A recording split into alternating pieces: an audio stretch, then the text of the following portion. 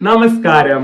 Calicut university FYUGP രണ്ടാം semester BCom വിദ്യാർത്ഥികളുടെ AEC ability enhancement course Malayalam ക്ലാസ്സിലേക്ക് എല്ലാ പ്രിയപ്പെട്ട വിദ്യാർത്ഥികൾക്കും സ്വാഗതം. നമ്മൾ നോക്കുന്നു വിമർശനം, സാഹിത്യ വിമർശനം. നമ്മൾ ഇനി നോക്കാൻ പോകുന്നത് MN വിജയൻ സാറിനെ കുറിച്ചാണ്. ഈ വീഡിയോയോട് കൂടി നമുക്ക് വിമർശനം എന്ന് പറയുന്ന ആ മൊഡ്യൂൾ തന്നെ, അല്ലെങ്കിൽ വിമർശകർ സാമാന്യ പരിചയം, ആ ഭാഗം നമുക്ക് എന്ത് ചെയ്യാം, അവസാനിപ്പിക്കാം. ഈ 1-2 ലേഖനങ്ങളെ ആ മൊഡ്യൂളിൽ ബാക്കി ഉണ്ടാവൂ. അപ്പോൾ നോട്ട്സ് വേണമെങ്കിൽ താഴെ കാണുന്ന കമന്റ് ബോക്സിൽ പിൻ ചെയ്ത് വെച്ചിരിക്കുന്ന ആ ലിങ്ക് ഉണ്ടല്ലോ, അതിൽ ജോയിൻ ചെയ്തോളൂ. ഗ്രൂപ്പാണ്, അതിൽ ജോയിൻ ചെയ്ത് കഴിഞ്ഞാൽ നിങ്ങൾക്ക് നോട്ട്സ് കിട്ടും ഇതിന്റെ. അപ്പോ ആരായിരുന്നു MN വിജയൻ? അദ്ദേഹത്തിന്റെ വിമർശന പദ്ധതി എങ്ങനെയായിരുന്നു? മനസ്സിൽ കത്തി നിൽക്കുന്ന പ്രക്ഷോഭ വാസന അക്ഷരങ്ങളുടെ സൂര്യ തേജസ്സാക്കി മാറ്റിയ വിമർശകനാണ് MN വിജയൻ. ആരാണ് MN വിജയൻ? അദ്ദേഹത്തിന്റെ മനസ്സിൽ കത്തി നിൽക്കുന്ന പ്രക്ഷോഭത്തിനുള്ള വാസന അക്ഷരങ്ങളുടെ സൂര്യ തേജസ്സാക്കി മാറ്റിയ വിമർശകനാണ് ആര്? MN വിജയൻ. അദ്ദേഹത്തിന്റെ മനസ്സിലുള്ള ആ ഒരു സംഘർഷങ്ങളെല്ലാം എഴുത്തിലൂടെ കൊണ്ടുവന്നു. ഫ്രോയിഡിന്റെ, ആരാണ് ഫ്രോയിഡ്?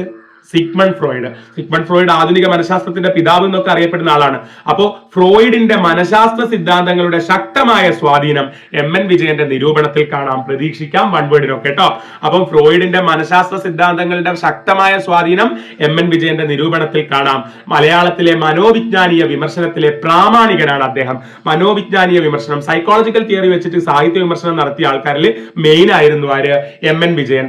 വ്യക്തിയുടെയും സാഹിത്യത്തിന്റെയും ബാഹ്യ ആഭ്യന്തര ലോകങ്ങളിലേക്ക്, വ്യക്തിയുടെയും സാഹിത്യത്തിന്റെയും ബാഹ്യ, പുറത്തുള്ള ആഭ്യന്തര ഉള്ളിലുള്ള ഈ ലോകങ്ങളിലേക്ക് കണ്ണയക്കുന്ന സാഹിത്യ കൃതികൾ വിലയിരുത്താൻ മാനവികാപഗ്രഥന തത്വങ്ങൾ ഫലപ്രദമായി പ്രയോഗിച്ചു നോക്കി അദ്ദേഹം.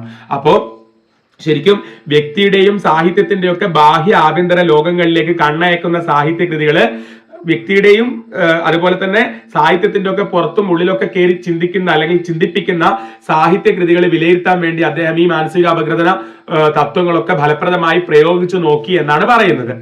മാർക്സിയൻ സമൂഹ ചിന്തയും ഫ്രോയിഡിന്റെ വ്യക്തിചിന്തയും ഒരേ ജൈവ സ്വഭാവത്തിൽ 2 ഘടകങ്ങൾ എന്ന നിലയിൽ അവയെ സംയോജിപ്പിച്ചുകൊണ്ടുള്ള നിരൂപണ പദ്ധതിയാണ് MN വിജയന്റേത്. MN വിജയന്റെ നിരൂപണ പദ്ധതി എങ്ങനെയാണ്?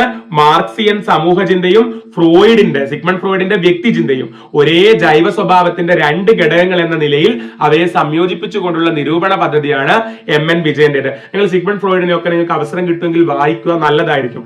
ഈ നമ്മുടെ സിഗ്മണ്ട് ഫ്രോയിഡ് നമ്മുടെ ചിന്തകളെയൊക്കെ 3ആയിട്ടൊക്കെ തിരിക്കുന്നുണ്ട്, അല്ലെങ്കിൽ ബ്രെയിനിന്റെ ഘടനയൊക്കെ 3ആയിട്ട് തിരിക്കുന്ന കേസൊക്കെ ഉണ്ട്. ഇപ്പോ ഈഗോ, സൂപ്പർ ഈഗോ എന്ന് പറയുന്ന സങ്കല്പങ്ങള്, അതേപോലെ പിന്നെ ബോധ മനസ്സ്, അബോധ മനസ്സ്, ഉപബോധ മനസ്സ് സങ്കല്പങ്ങള്. പിന്നെ അവിടെ സിഗ്മണ്ട് ഫ്രോയിഡിന്റെ സൈക്കോളജിയിൽ മനോലൈംഗിക വികാസ ഘട്ടങ്ങൾ എന്ന് പറഞ്ഞിട്ട് കുട്ടിയുടെ വളർച്ചാ സ്റ്റേജിനൊക്കെ കാണിക്കുന്ന പഠനങ്ങളുണ്ട്. അതായത് പിന്നെ ഫാലിക് സ്റ്റേജ്, ഓറൽ സ്റ്റേജ് എന്നൊക്കെ പറഞ്ഞിട്ട്, പിന്നെ ലാറ്റൻസി സ്റ്റേജ് എന്നൊക്കെയുള്ള സ്റ്റേജസ് ആയിട്ടൊക്കെ പഠിക്കുന്നുണ്ട്. അപ്പൊ നിങ്ങൾ പറ്റുമെങ്കിൽ ഈ സിഗ്മണ്ട് ഫ്രോയിഡിനൊക്കെ വായിച്ചു നോക്കുന്നതാണെങ്കിൽ നിങ്ങൾക്ക് ജീവിതത്തിൽ ഗുണം ചെയ്യും. ഓക്കെ, ദെൻ കേസരിയുടെ സ്വതന്ത്രവും ദൈക്ഷണികവുമായ സാഹിത്യ വീക്ഷണം ആദരിക്കുന്നു MN വിജയൻ കേസരി ബാലകൃഷ്ണപിള്ള തുടക്കം പഠിച്ചാണ്. അദ്ദേഹത്തിന്റെ സ്വതന്ത്രവും ദൈക്ഷണികവുമായ സാഹിത്യ വീക്ഷണത്തെ ആദരിക്കുന്നുണ്ട്. MN വിജയന്റെ പ്രധാന കൃതികൾ ഏതൊക്കെയാണ്?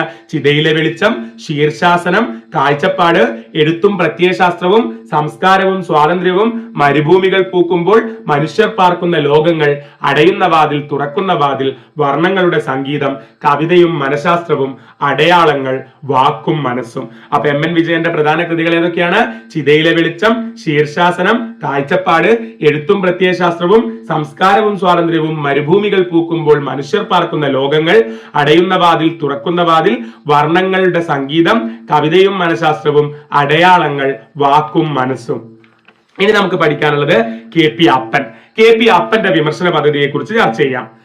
സാമ്പ്രദായികമായ വിമർശന ശൈലികൾ തിരസ്കരിച്ച്, അതായത് പണ്ട് മുതലേ വന്നുകൊണ്ടിരിക്കുന്ന വിമർശന ശൈലി ഉണ്ടല്ലോ, അതിനെ തിരസ്കരിച്ച് ഒഴിവാക്കി സാഹിത്യ വിചാരത്തിൽ പുതിയ സരണിക്ക് തുടക്കമിട്ടവരിൽ പ്രധാനിയാണ് KP അപ്പൻ. അപ്പം സാമ്പ്രദായികമായിട്ടുള്ള അതുവരെയുള്ള വിമർശന പദ്ധതിയിൽ ഒഴിവാക്കിയിട്ട് പുതിയ രീതി കൊണ്ടുവന്നതിൽ മെയിൻ ആണ് ആര്? KP അപ്പൻ.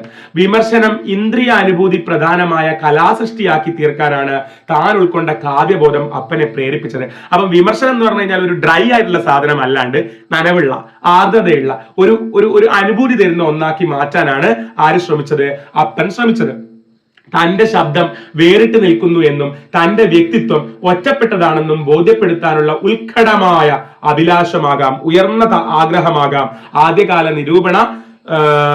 നിരൂപണങ്ങളിൽ ദുരൂഹ സങ്കല്പങ്ങൾ അവതരിപ്പിക്കാൻ അപ്പനെ പ്രേരിപ്പിച്ചത്. KP അപ്പന്റെ ആദ്യകാല നിരൂപണ കൃതികളിൽ ദുരൂഹ സങ്കല്പങ്ങൾ, ഒക്കെ കാണാം, ദുരൂഹ സങ്കല്പങ്ങൾ കാണാം. അത് എന്തുകൊണ്ടായിരിക്കാം അദ്ദേഹം എഴുതിയെന്നാ പറയുന്നത്? അദ്ദേഹത്തിന്റെ ശബ്ദം വേറിട്ട് നിൽക്കാൻ, അദ്ദേഹത്തിന് വെറൈറ്റി ആയിട്ട് ഒരു സ്ഥലത്തിൽ അദ്ദേഹത്തിൻ്റെതായ സ്പേസിൽ നിൽക്കാൻ വേണ്ടിയിട്ടായിരിക്കും അതുപോലെയുള്ള സ്ട്രെയിറ്റ് ആയിട്ടുള്ള സാധനങ്ങൾ എഴുതിയിട്ടുണ്ടാവുക ആദ്യകാലത്തിൽ എന്നാ പറയുന്നത്. എഴുത്തുകാരന്റെ ആത്മാവ് തന്റെ സൗന്ദര്യാത്മക കലാദർശനം കൊണ്ട് വേട്ടയാടി പിടിക്കുക തന്റെ ദൗത്യമാണെന്ന് അപ്പൻ കരുതുന്നു. എഴുത്തുകാരന്റെ ആത്മാവിനെ തന്റെ സൗന്ദര്യാത്മക കലാദർശനം കൊണ്ട് വേട്ടയാടി പിടിക്കുക അത് തന്റെ ദൗത്യമാണെന്ന് ആര് കരുതുന്നു? അപ്പൻ കരുതുന്നു. സാമ്പ്രദായികവും വ്യവസ്ഥാപിതവുമായ ശിക്ഷണത്തിൽ നിന്ന് മോചനം നേടി തനതായ രചനാരീതി സ്വീകരിക്കുകയായിരുന്നു അപ്പൻ. അപ്പൻ എന്താ ചെയ്തത്? അതുവരെയുള്ള സാമ്പ്രദായികമായിട്ടുള്ള അല്ലെങ്കിൽ വ്യവസ്ഥാപിതമായിട്ടുള്ള ശിക്ഷണത്തിൽ നിന്ന് മോചനം നേടി തനതായ രചനാരീതി സ്വീകരിക്കുകയായിരുന്നു അപ്പൻ. അതുവരെയുള്ളതിനെ ഫോളോ ചെയ്യാണ്ട് അദ്ദേഹത്തിൻ്റെതായ രീതി എടുക്കുകയായിരുന്നു. വിമർശനത്തെ യാന്ത്രികതയിൽ നിന്നും സാങ്കേതിക ജടിലതയിൽ നിന്നും ആവുന്നത്ര സ്വതന്ത്രമാക്കി സർഗാത്മക പ്രക്രിയയാക്കി ഉയർത്താൻ അപ്പന്റെ കാവ്യബുദ്ധിക്ക് കഴിഞ്ഞു. മനസ്സിലാകുന്നുണ്ടോ? KP അപ്പന് കാവ്യബുദ്ധിയാണ്, കവിത ആ രീതിയിലുള്ള നോട്ടമാണ്. അങ്ങനെ ചെയ്യുമ്പോൾ അതുവരെ വിമർശനം എന്ന് പറയുമ്പോൾ കുറച്ച് ഡ്രൈ ആയിട്ടുള്ള സാങ്കേതികമായിട്ടുള്ള കാര്യങ്ങളൊക്കെ ആയിരുന്നു. അപ്പൊ എന്താ പറയാ, എല്ലാവരും വായിക്കാനെങ്കിൽ ഇഷ്ടപ്പെടില്ല. അത് മാറി വിമർശനവും കുറച്ച് ആസ്വാദ്യകരമാവുന്നത് ഇദ്ദേഹത്തെ പോലുള്ള ആൾക്കാർ ആ കാവ്യബുദ്ധിയോടെ ഇതിനെ സമീപിച്ചത് കൊണ്ടാണ്. കുറച്ച് ഭംഗിയുള്ള ഭാഷയിലൊക്കെ എഴുതിയിട്ടാണ്. പ്രത്യയശാസ്ത്ര നിഷേധി എന്ന് അപ്പൻ സ്വയം പ്രഖ്യാപിക്കുന്നു. അപ്പനെ കുറിച്ച് തന്നെ പറയുന്നത് എന്താണ്? പ്രത്യയശാസ്ത്ര നിഷേധി എന്നാണ്.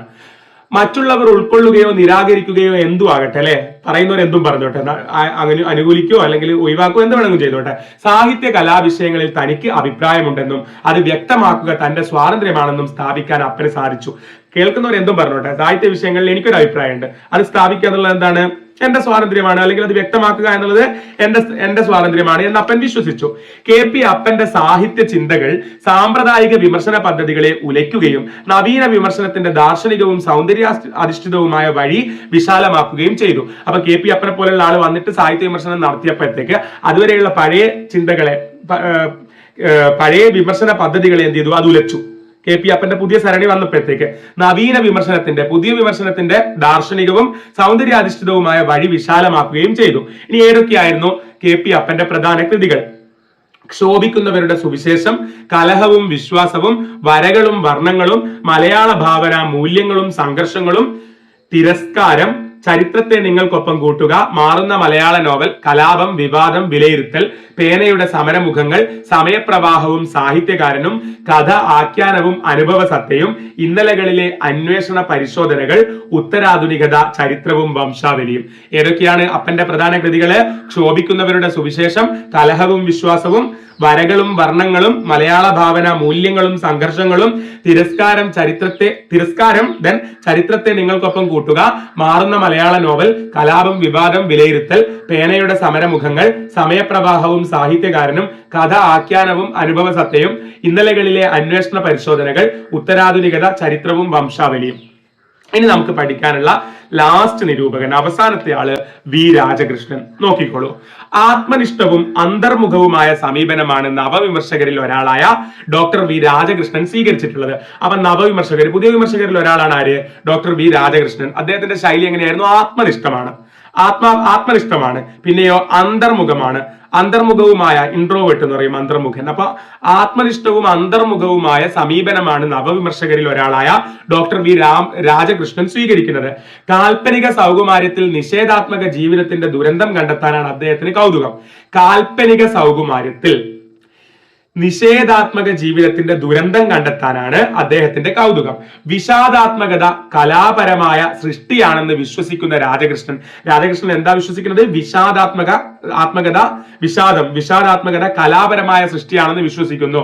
പരുക്കൻ ജീവിത യാഥാർത്ഥ്യങ്ങൾ അദ്ദേഹം മറന്നു കളയുന്നു, വിസ്മരിക്കുന്നു. മൂല്യനിഷേധവും അരാജകത്വവും ഒരു ജീവിത ദർശനമായി ഉയർത്തിക്കാട്ടാനുള്ള പ്രവണതയാണ് അദ്ദേഹത്തിനുള്ളത്. എന്താണ് മൂല്യനിഷേധം? മൂല്യങ്ങളെ നിഷേധിക്കുക, അരാജകത്വം, അനാർക്കി, ഇതിനെയൊക്കെ ഒരു ജീവിത ദർശനമായിട്ട് ഉയർത്തിക്കാട്ടാനുള്ള പ്രവണതയാണ് അദ്ദേഹത്തിനുള്ളത്. അതുകൊണ്ടൊക്കെ തന്നെയാണ് അദ്ദേഹത്തോട് എനിക്കെന്തോ യോജിപ്പില്ല. ദെൻ അദ്ദേഹത്തിന്റെ കൃതികള് ചുഴികൾ ചിപ്പികൾ, മൗനം തേടുന്ന വാക്ക്, കാഴ്ചയുടെ അശാന്തി, മറുതിര കാത്തുനിന്നപ്പോൾ, രോഗത്തിന്റെ പൂക്കൾ, ആളൊഴിഞ്ഞ അരങ്ങ്, നഗ്നയാമിനികൾ, ചെറുകഥയുടെ ഛന്ദസ്. വി രാജകൃഷ്ണന്റെ കൃതികൾ ഏതൊക്കെയാ?